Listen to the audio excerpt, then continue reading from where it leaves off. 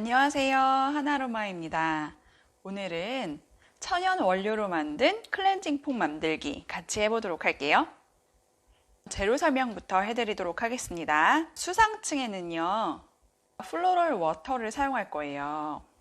플로럴 워터는요, 수증기 증류법으로 에센셜 오일을 추출하고 난 그 나머지 물을 말하는데요.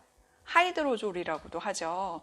그 물에는요, 소량의 에센셜 오일이 섞여 있기 때문에 정제수보다는 훨씬 피부에 좋은 성분들이 많이 들어있는 것으로 알려져 있어요.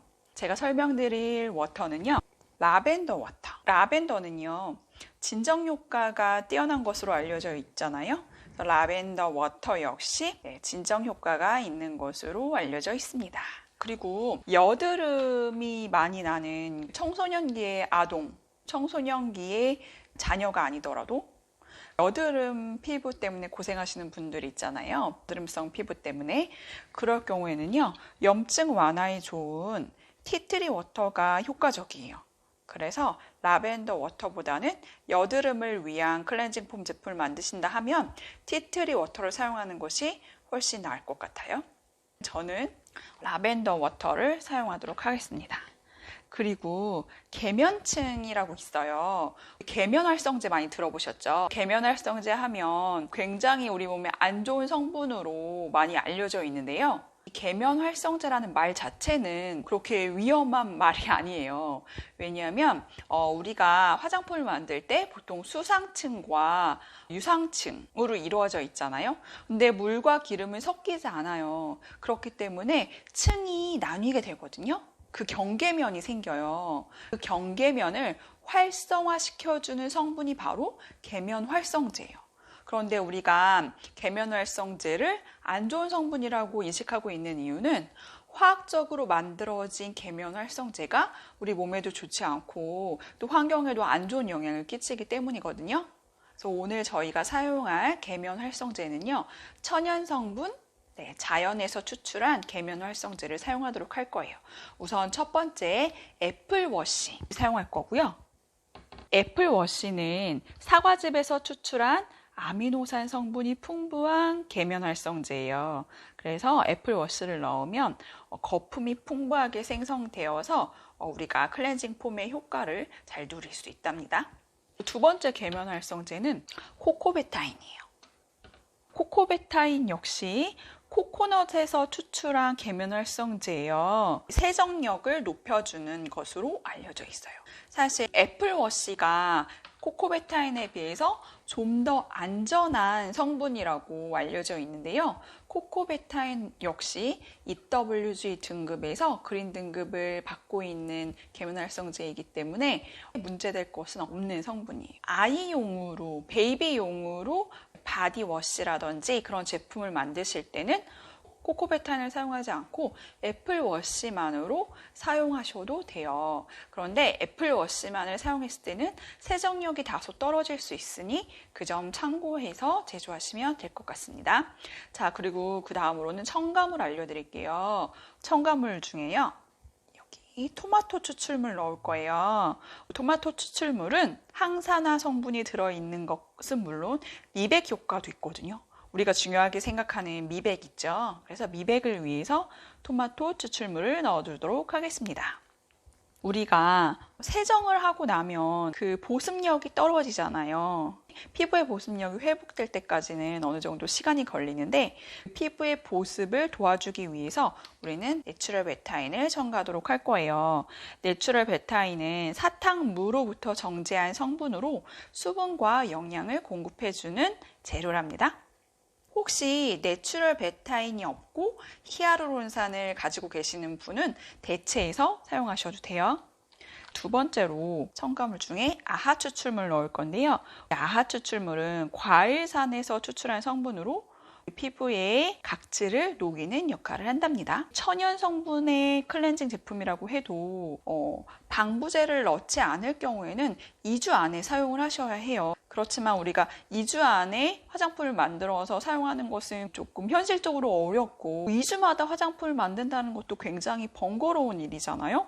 그래서 그러니까 우리가 만든 천연 클렌징 폼의 유통기한을 좀 더 늘리도록 천연 성분 방부제를 넣을 거예요.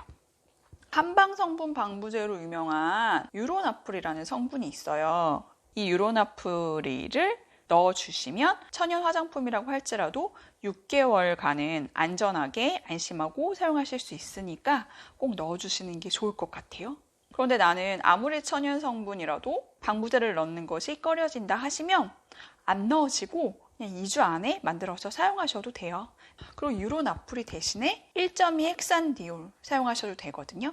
우리가 시중에서 판매하는 제품 중에 무방부제라는 이름으로 판매되는 제품들이 덜어 있어요. 천연 화장품이라는 이름으로 무방부제. 그런데 그럴 경우에는요, 방부제를 넣지 않은 것이 아니라요, 현실적으로 봤을 때 방부제를 넣지 않은 화장품이 시중에서 유통된다라는 것이 그 유통 과정에서 상하거나 변질되겠죠?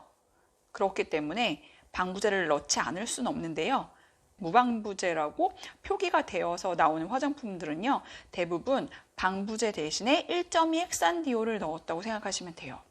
이 1.2 헥산디올은요, 방부 역할을 하기도 하지만 보습제로도 사용되기도 하거든요. 그래서 이것을 넣음으로 인하여서 보습 효과와 더불어 방부 효과를 누리실 수 있는 거죠. 그래서 유로나프릴이 없으시다 하시는 분들은, 또 구하기 어려우신 분들은 1.2 헥산디올 사용하셔도 돼요. 그리고 오늘 클렌징 폼에 사용할 에센셜 오일은요, 라벤더 사용할 거고요. 라벤더 워터와 마찬가지로 라벤더는 피부 진정 효과를 주는 제품이거든요. 그러니까 라벤더를 통해서 피부를 진정시켜주는 효과를 누리실 수 있겠죠.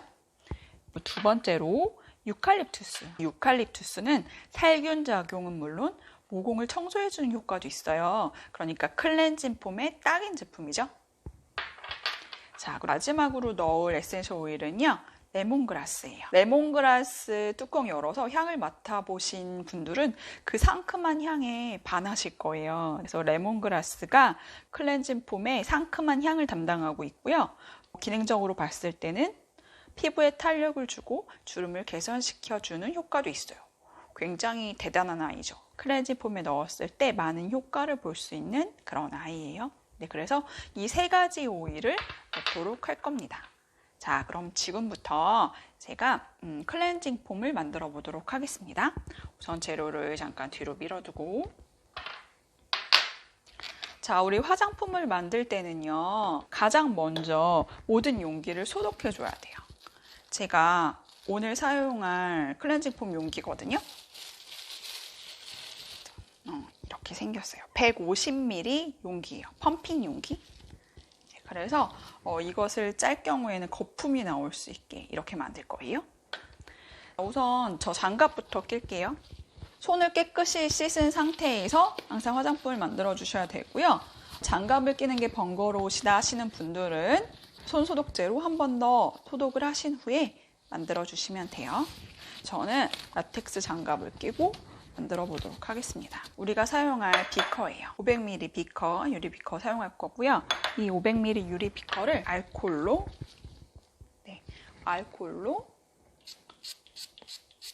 소독해 주도록 할게요.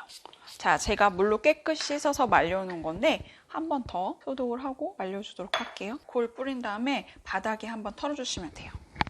그리고 잠시 마를 동안 놔두고, 자, 아까 보여드린 그 클렌징 폼 용기를 분해해서, 자, 우선 이 안에, 용기 안에 병을